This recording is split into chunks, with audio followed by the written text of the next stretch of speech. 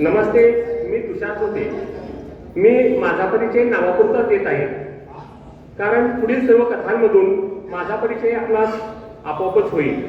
सर्व कथांमध्ये मी माझे कौतुक स्तुती स्वतः सतत करत आहे असे आपल्याला दिसून येईल. आता कौतुक स्तुती करण्याची वेळ तुमच्यावर आली आहे आणि या सर्व कथा ऐकल्यावर तुम्ही ते जरूर कराल अशी इच्छा बाळगतो. उपस्थित सर्वांना नमस्कार.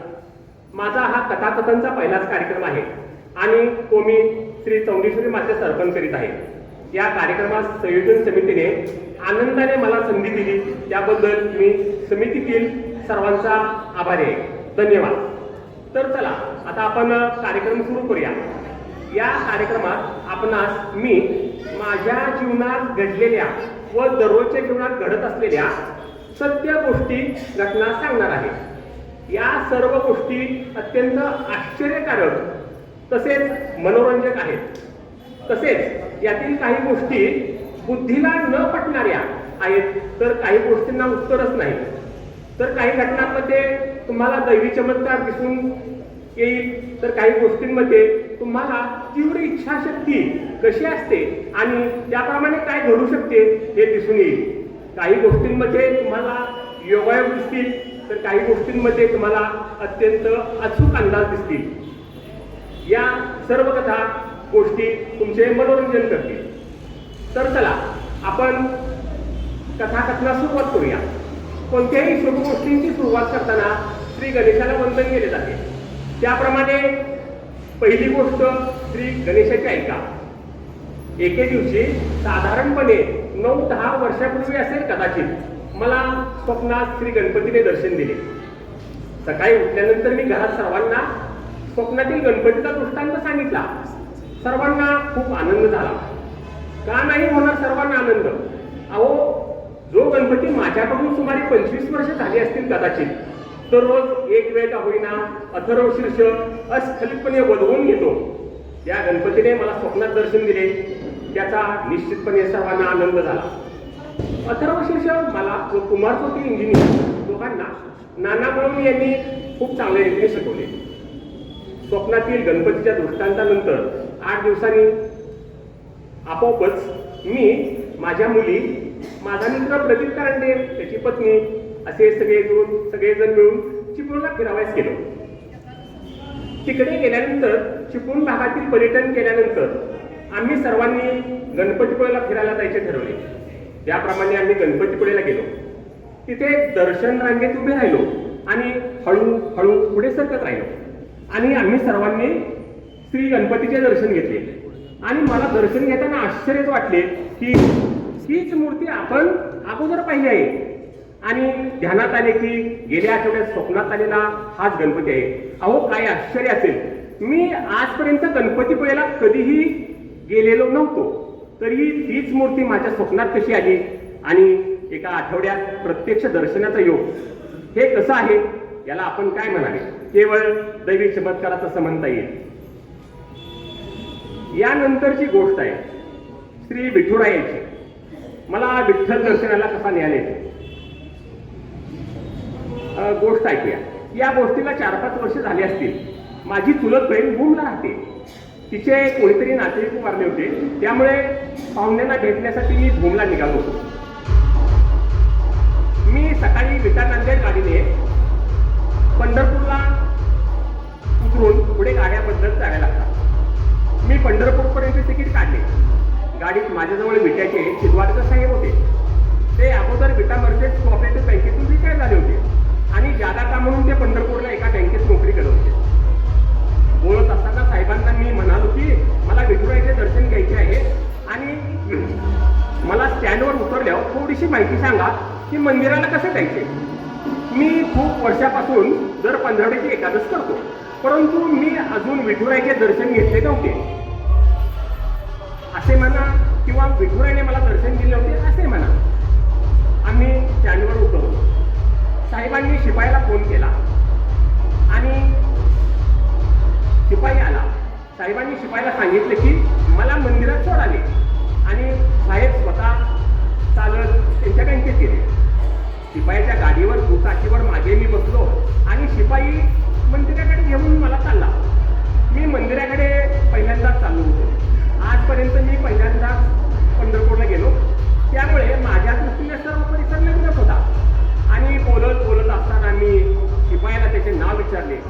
आणि अहो काय आश्चर्य असेल, तो स्वतः विठ्ठल होता. काय योगायोग आहे. स्वतः विठ्ठल मला विठुरायचे दर्शनास घेऊन जात होता. हा केवळ भक्तीचा महिमा. त्याने मला मंदिराजवळ सोडले. आता मला विठुरायचे प्रत्यक्ष दर्शन घ्यायचे होते. आता खरी कसरत होती, कारण दर्शनासाठी रांगेतून जायचं म्हटलं तर 2-3 तासांचा वेळ जाणार होता आणि एवढा वेळ घालवणं मला शक्य नव्हतं, कारण तिथून मला भूमला जायचं आणि विठ्ठला पुन्हा माघारी यायचं शक्य नव्हतं. मी असं ठरवलं की आपण VIP लाईनमधून दर्शन घ्यायचं. मी मंदिरात गेल्यानंतर तिथे VIP रांगेजवळ पोलीस दिसले. मी त्यांच्याजवळ गेलो आणि त्यांना सांगितले की मला दर्शन घ्यायचे आहे. त्यांनी मला विचारले की तुमच्याजवळ VIP पास आहे का, कोणाचे पत्र आहे का. मी त्यांना नाही म्हणालो. मग त्यांनी मला VIP मधून दर्शन होणार नाही असे सांगितले. त्यांनी मला दर्शनबारीतून दर्शन घ्यायला सांगितले. मी त्यांना सांगितले की मला पुढे भूमला जायचे आहे आणि पुन्हा विट्याला माघारी जायचे आहे. ते म्हणाले मग आम्ही काय करू. मी म्हणालो की तुम्हीच काहीतरी करू शकता आणि मला विठुरायचे दर्शन देऊ शकता, माझा वेळ वाचवू शकता. मी त्यांना पुन्हा विनंती केली. माझ्या तळमळीने त्यांनी मला असा सल्ला दिला की मी VIP रांगेत शांतपणे काहीही न बोलता उभे राहायचे आणि एखाद्या VIP फॅमिलीत मिसळून दर्शनाला पुढे जायचे. त्याप्रमाणे थोड्याच वेळात VIP फॅमिली आली. मी त्यांच्याबरोबर चालत पुढे गेलो आणि मी विठुरायच्या मूर्तीजवळ जाऊन दर्शन घेतले. मला विश्वासच बसत नव्हता की इतक्या सहजपणे विठ्ठल मला दर्शन देईल. विठ्ठलामुळे मला विठुरायचे दर्शन झाले आणि मी मंदिरातून बाहेर पडलो. आता जेवणाची वेळ झाली होती. मी बाजारात एका टांगेवाल्याला जेवणाची माहिती विचारली. त्याने मला टांगेत बसायला सांगितले. मी जीवनात पहिल्यांदाच टांगेत बसलो. टांगा एका हॉटेलजवळ थांबला. मी त्या हॉटेलात जेवलो आणि पुन्हा भूमला जाण्यासाठी स्टँडवर गेलो. तिथून भूमची गाडी मिळाली. भूमला गेल्यावर सर्व पाहुण्यांना भेटलो. संध्याकाळी तिथं जेवण केलं आणि मी विट्याला जायचा निरोप घेत होतो तर पाहुणे राहण्याचा आग्रह करत होते. पाहुणे सांगत होते की एवढ्या रात्री विट्याला गाडी नाही. माझी तीव्र इच्छा होती की विट्यापर्यंत बदलत का होईना मला गाड्या मिळतील आणि मी पाहुण्यांचा निरोप घेऊन परतीच्या प्रवासाला निघालो. गाड्या बदलत प्रवास सुरू होता. त्यातील एक गाडी पंढरपूरपर्यंत मिळाली. ती गाडी पंढरपुरात रात्री सुमारे 12:30 पर्यंत आली. मी गाडीतून उतरलो. पंढरपूरचे बस स्टँड खूपच मोठे आहे. त्यावेळी स्टँडवर फक्त 2च बस प्लॅटफॉर्मवरती होत्या. त्या म्हणजे मी उतरलेली एक बस आणि माझ्यापासून सुमारे 15 ते 20 प्लॅटफॉर्म पलीकडे असलेली बस, चालू असलेली बस. ती बस चालू होती. निघालेली बस पाहून माझ्या मनात तीव्र इच्छा झाली की ती बस विट्याला जाणारी असावी. त्या इच्छेपोटी मी खूप जोरात पळत बस जवळ पोहोचलो. मला पळताना पाहून बस थांबली होती आणि मी बसचा बोर्ड पाहिला तर मला आश्चर्याचा धक्का बसला. माझी तीव्र इच्छा सफल झाली होती. ती गाडी सोलापूर कराड होती. मी गाडीत बसलो. बसायला जागा मिळाली. विट्याला रात्री 2:30-3 पर्यंत आलो. असे विठ्ठल दर्शन धन्य ती माऊली. यानंतर मारुती दर्शनाचा कसा योगायोग आहे, या कथेतील सगळ्या योगायोगाच्या गोष्टी तुम्ही बारकाईनं ऐका. त्याचं तुम्ही चिंतन मनन करा की देव तुम्हाला दर्शनाला बोलवताना कशा कशा गोष्टी घडल्या जातात ते पहा. ही घटना 6/4/2023 ची आहे, म्हणजे अजून 1 वर्ष होतंय. 6 एप्रिल 2023 ची घटना. या दिवशी मी माझ्या कामानिमित्त पुण्याला जाणार होतो. मी एकटाच जाणार होतो. आदल्या दिवशी फेसबुकवर विटा बायसेल ग्रुपवर गाडीची चौकशी केली. एक ट्रॅव्हल सकाळी 9:30ला जाणार होती. त्यामुळे त्या ट्रॅव्हलचा माझ्यासाठी काही उपयोग नव्हता. तर दुसरी कार होती तारेकरांची. ती सकाळी लवकर जाणार होती. त्यांच्याशी फोन झाला. त्यांनी असे सांगितले की 4 पॅसेंजर बुक झाले तर गाडी सकाळी लवकर जाईल, परंतु त्यांच्याकडे अजून एकही बुकिंग झाले नव्हते. रात्री 10 वाजता पुन्हा एकदा फोन झाला आणि मी सकाळी एसटीने जाण्याचे पुण्यात ठरवले. सकाळी लवकर उठून मी मनमंदिर हॉस्पिटलच्या बाहेर असलेल्या स्टॉपवर 6:30च्या सुमारास उभा राहिलो. 7ची विटा कराड गाडी आली. मी त्यात बसलो. मी कराडला जाऊन तिथून पुण्याच्या गाडीतून प्रवास करायचे ठरवले होते. त्याप्रमाणे मी कंडक्टरला कराडचे तिकीट मागितले. त्याच्याकडे सुट्ट्या नोटा नसल्याने त्याने मला लगेच तिकीट दिले नाही आणि तेवढ्याच वेळात मला तारेकरांचा फोन आला की त्यांना 3 पॅसेंजर मिळाले आहेत. आणि त्यांची गाडी अर्ध्या तासाने विट्यातून निघणार आहे. मी कुठे आहे असे त्यांनी विचारले. मी सांगितले की मी एसटीत आहे. तुम्ही खात्रीपूर्वक येणार असाल तर मी विटा कराड रोडवर कुठेही थांबू शकतो असं मी त्यांना सांगितले. त्यांनी मला खात्री दिली. मी अजून तिकीट काढले नव्हते. कंडक्टर पुन्हा माझ्याकडे तिकिटासाठी आला. मी आता वाटेतच उतरणार होतो. कंडक्टरला मी 10ची नोट हातात दिली आणि पहिल्या स्टॉपवर किंवा कुठेही उतरा असे सांगितले, कारण मला पाठीमागून गाडी येणार होती. त्याप्रमाणे कंडक्टरने 10 रुपयाचे तिकीट दिले आणि मला उतरले. मी रस्त्यावरच उतरलो आणि इकडे तिकडे पाहायला लागलो तर परिसर थोडासा ओळखीचा वाटला. ध्यानात आले की इथे तर श्री विजयकुमार पाटील यांचे फार्म हाऊस आणि मेडिकलचे गोडाऊन नाही. मला अर्ध्या तासाने गाडी मिळणार होती. तेवढ्या वेळात मी फार्म हाऊसवर गेलो. माणसांची खूप वर्दळ होती. पाटलांचे फार्म हाऊस खूप चांगले आहे. तिथे विविध प्रकारची झाडे आहेत. त्यांचे मेडिकलचे होलसेल गोडाऊन आहे. विशेष म्हणजे तिथे श्री हनुमानाची मोठी आकर्षक मूर्ती आहे. विजय दादा म्हणजे खूप मोठ्या मनात दिलदार माणूस. मी त्यांना भेटलो. त्यांच्याबरोबर गप्पा गोष्टी केल्या आणि श्री हनुमानाचे दर्शन घेतले. मनाला खूप आनंद झाला. तिथे प्रसाद होता, तो घेतला. एवढ्या वेळात जवळपास अर्धा तास होत आला होता. मला ताळेकरांचा पुन्हा फोन आला की मी कुठे आहे. मी पुन्हा रस्त्यावर आलो. 5-1 मिनिटात त्यांची गाडी आली आणि मी पुण्याला निघालो.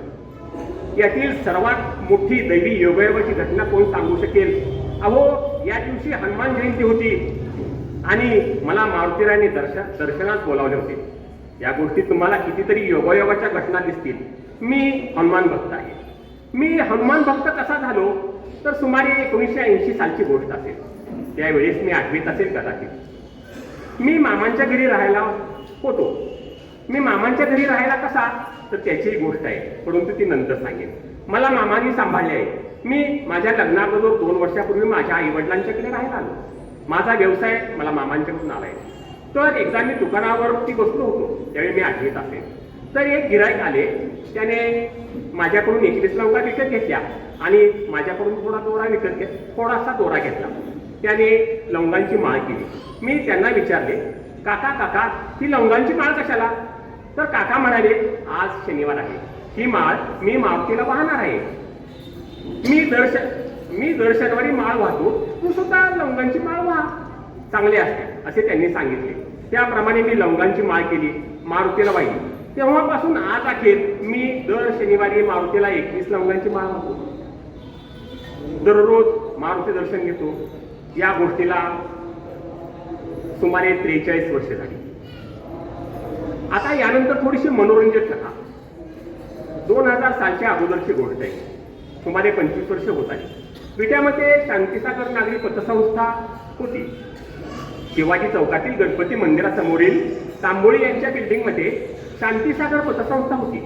अत्यंत आकर्षक फर्निचर आणि 5 वर्षाच्या आत दामदुप्पट ठेवीवर ज्यादा व्याजदर होते. त्या काळात विटा शहरात पतसंस्था खूपच कमी होत्या.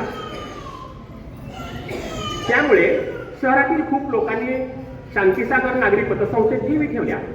मी सुद्धा 10,000 रुपयाची दामदुप्पट ठेव पावती केली. म्हणजे आजचे जवळपास 1,00,000-1.5 लाख होतात. 4 ते 5 महिन्यात मला थोडेसे पैसे लागणार होते. म्हणून मी ठेव पावतीला ठेव तारण कर्ज 6,000 रुपये केले. यानंतर 2-4 महिन्यांनी मी घरी जेवायला गेलो. त्यावेळेस माझ्याकडे सायकल होती. जेवण करून मी घरातील रोख रक्कम खिशात घातली आणि मी शांतीसागर पतसंस्थेकडे सायकलने निघालो. आता दुपारचे 3 वाजले होते. मी संस्थेत गेलो. क्लार्कला माझ्या ठेव तारणची माहिती सांगितली. त्याला सांगितले की मी ठेव तारण कर्ज भरणार आहे आणि मी पावती सोडवणार आहे. क्लार्कने त्याप्रमाणे व्याजाचा हिशोब केला. चलन तयार केले. ठेव पावती वरती काढली. आता एवढ्यांना 3:15 वाजले होते. मी चलनाप्रमाणे पैसे मोजले आणि कॅशियरच्या हातात पैसे देताना माझ्या मनात काय विचाराला कुणास ठाऊक. मी त्यांना सांगितले की मी पावतीचे पैसे भरणार नाही. मलाच तुम्ही पैसे द्यावेत माझी ठेव पावती मोडून. पावतीची मुदत अजून 4 वर्ष होती. कॅशियरने मॅनेजरला सांगितले की हे ग्राहक काय म्हणत आहे मला काही समजत नाही. मॅनेजरने मला बोलावले. विचारले, काय चाललंय तुमचं. मी मॅनेजरला सांगितले, साहेब मला माझी ठेव पावती मोडून माझे पैसे माघारी हवे. मी 2-3 वेळा विनंती केली. त्यांनी माझी समजूत घालण्याचा प्रयत्न केला, परंतु मी त्यांचे ऐकले नाही. मी खूपच आग्रह केल्यामुळे साहेबांनी क्लार्कला ठेव पावती मोडण्यास सांगितले. त्याप्रमाणे मला ठेव पावती मोडून सर्व पैसे दिले. मी ते पैसे घरी आणून ठेवले. सकाळी 11 वाजता मला माझा मित्र विवेक चोथे याचा फोन आला की शांतीसागर पतसंस्था अजून उघडली नाही. त्याला मी विचारलं, मग मी काय करू? तो म्हणाला, मी सहज सांगतोय. आमच्या गप्पा गोष्टी झाल्या आणि काय आश्चर्य असेल, त्या वेळेपासून ही संस्था बंद झाली, परत कधीही सुरू झाली नाही. हा कसा योगायोग आहे? माझ्या मनात कसा विचार आला असेल की पावती संपूर्ण मोडून पैसे माघारी घेण्याचा? त्या रजिस्टरवरती त्या संस्थेत शेवटची एंट्री माझी झाली. आहे कुणाकडे उत्तर? आता अजून एक मनोरंजक कथा. टीव्हीच्या रिमोटची. या गोष्टीला 7-8 वर्षे झाली असतील. एके दिवशी मी दुपारी जेवायला घरी गेलो. आईने मला जेवायला वाटले. जेवताना टीव्ही सुरू केला. रिमोट शोधला तर रिमोट मोडलेल्या अवस्थेत होता. मी आईला विचारले, रिमोट कसा मोडला? तर आईने सांगितले, रिमोट टेबलवरून पडून फुटला आहे. मी टीव्ही बंद केला, जेवण केले, वामकुक्षी घेतली आणि दुकानात निघणार तेवढ्यात मोबाईलची रिंग झाली. नाव पाहिले, मीनाक्षी इलेक्ट्रॉनिक्स. फोन उचलला. दादांना नमस्कार केला. काय काम आहे असे विचारले. दादा म्हणाले, मला तुमचा टीव्हीचा रिमोट हवा आहे. माझ्या दुकानात आता एअरटेलचा रिमोट नाही, मला त्यावरती थोडे काम करावे होते. आम्ही नेहमी त्यांच्याकडे रिचार्ज करत होतो, त्यामुळे त्यांना आमच्याकडे एअरटेलचा रिमोट आहे हे माहिती होते. दादांना मी म्हणालो की, अहो काय सांगू तुम्हाला, दुपारीच टेबलवरून पडून रिमोट फुटला आहे. ते म्हणाले की असू द्या, जसा असेल तसा रिमोट.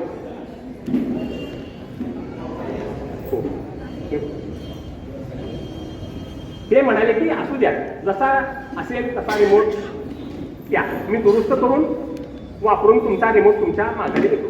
मी मोडका रिमोट घेऊन त्यांच्या दुकानात गेला. मी आमच्या दुकानात गेलो.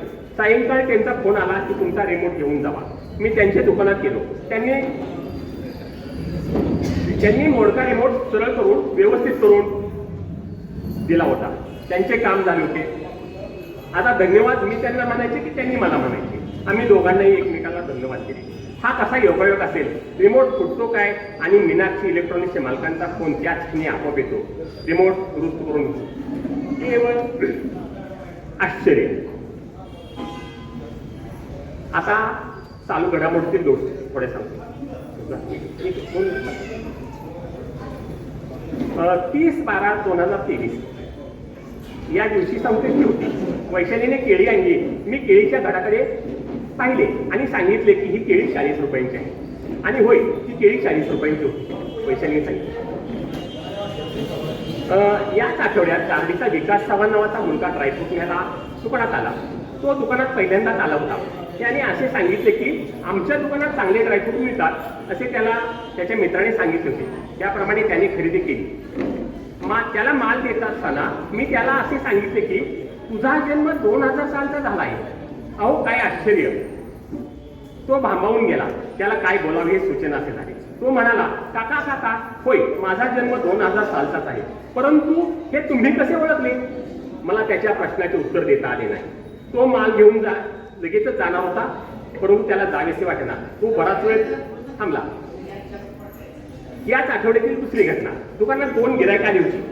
त्यांनी थोडासा मसाला घेतला आणि ते सांगू लागले की तुमच्या दुकानात चांगला मसाला असतो असे त्यांच्या मित्रांनी सांगितल्यामुळे ते दुकानात आले होते. ते पहिल्यांदा दुकानात आले होते. त्यांनी मसाला घेतला आणि निघू लागले. तेवढ्या त्यातील एका व्यक्तीस मी अचानकपणे सांगितले की दादा तुम्ही सरपंच होता? त्यांनी ऐकले आणि दादा भांबावून गेले. त्यांना काही सूचना असे झाली. त्यांनी ते कबूल केले. होय, मी सरपंच होतो, पण तुम्हाला कसे कळाले? मला त्यांच्या प्रश्नाचे उत्तर देता आले नाही. त्यांना खूप आश्चर्य वाटले. ते गिराईक होते खेरडा वांगीचे प्रदीप सूर्यवंशी. ते खूप वेळ दुकानात थांबले, गप्पा गोष्टी केल्या आणि पुन्हा ज्यादा माल घेतला. ते दोघेही भांबावल्या अवस्थेतच निघून गेले. परत याच आठवड्यातील गोष्ट. आमच्या दुकानातील रेश्मा नावाची मुलगी. तिच्याबरोबर बोलत बोलत असता तिच्या घरभाड्याचा विषय निघाला आणि मी तिच्या घराचे भाडे 3,000 रुपये असे सांगितले. आणि अहो काय आश्चर्य, घरभाडे बरोबर तेवढेच होते. तिने ते कबूल केले. तिने विचारले, काका काका हे अगदी बरोबर आहे, पण तुम्हाला कसे कळले की मी पुन्हा निरोप करतो. पुन्हा एकदा रेशमाने प्रवासाला लागणारी सॅक विकत आणली. मी लांबूनच सॅक पाहिली आणि रेशमाला सांगितले, सॅकची किंमत 450 रुपये आहे. ती अवाक झाली. तिला काही सूचना असे झाले. या दिवशी मी आणि दुकानातील मुलगा नदीम माल लावत होतो, तर त्यात खालून एक गिरायक आले. मी नदीमला सांगितले की याचे काम होणार नाही आणि खरंच त्याने आले लसूणची 5 रुपयाची 2 पाकिटं मागितली आणि त्या दिवशी आमच्याकडे ती योगायोगाने संपलेली होती. नदीमला पण आश्चर्य वाटले. तो म्हणाला, काका तुम्हाला हे कसे कळते? मी निरुत्तर झालो.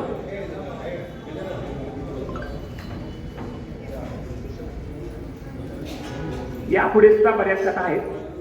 मुख्य कार्यक्रमास सुरुवात होत आहे.